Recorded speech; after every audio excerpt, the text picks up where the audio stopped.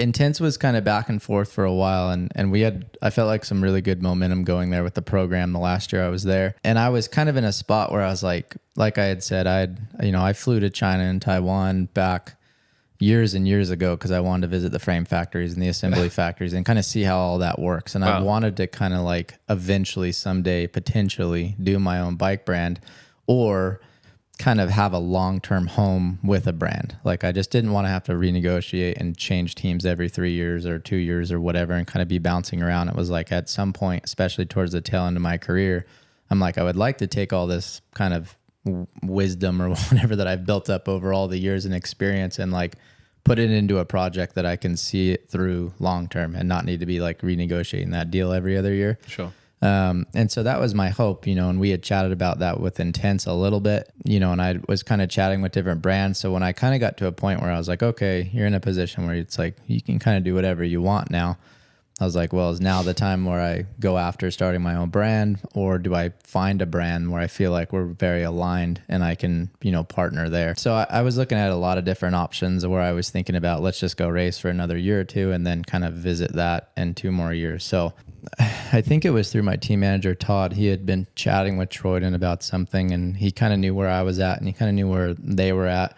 And he's like, you might like reach out to them. There might be an interesting opportunity. I think they heard of kind of what I was looking for. And they were like, we would like to chat. So, I ended up calling Troyden and chatting, and it was kind of crazy. It's just sometimes things really don't fit. You're chatting with somebody and you're just like, you're both trying to find the angles and you just kind of come to a mutual like, yeah, I don't think this is going to be the right thing. And then on other sides, sometimes you're just like, wow, there's just a lot of like mutual alignment here, and it just kind of falls together really easily.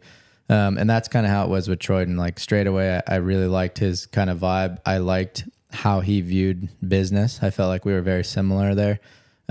He was just focused on like quality over quantity. Like we just want to do things really well. We want to have great customer service. We want to like have the best bikes and just like have a lot of fun and do what we want to do. We don't want to do anything that isn't natural to us just to try to sell more bikes or do whatever.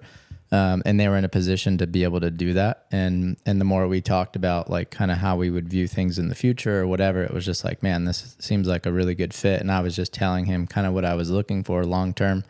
And he's in a spot where they're obviously wanting to kind of expand that brand in the future. And it just was a really good fit. And so we, ended up kind of over a month or two kind of working out a deal, figuring out all the stuff and kind of setting up a path for me to like achieve equal parts ownership with them as we meet certain targets here the next couple of years. And as I transition out of racing, I can kind of transition into that more on a timeline. So it just was for me, a really good fit. And I saw the bikes. They have a great reputation, like everything about the brand. It was just kind of, if I was going to do it myself, I would kind of have done it like they were doing it. Sure. So that was kind of the thing to me that was like, yeah, this is cool. I mean, their e-bike has a bit of a, should we say, Santa Cruz sort of silhouette to it? Yeah, I think for them, it's kind of funny because him and Mark, the other owner, I think they started mountain biking. They didn't start mountain biking until they were like in their 30s, mid 30s. And they're, I think, in their mid 40s now, and they are like legit rippers. Wow. Like rippers. Like I ride with them at their trails and I can't keep up with them. Like what? They're really fast. And, and so they just like totally fell in love with riding. They ride like every day, for the last 10 years or whatever. And I think they were riding Santa Cruz bikes. They really liked the feel of some of their bikes, but they're like, man, we really love these bikes. But if they would just do this and this and this different, they could be better. And so they started messing with links on the Santa Cruz bikes kind of looking at geo and whatever, and kind of came to a point where they were like, man, like we should just make our own bike, because they had the contacts and the relationships to do it. And it just came from a passion of riding. If you enjoyed this video, please like and subscribe on the way out, and look out for more episodes of the EMTB podcast coming very soon.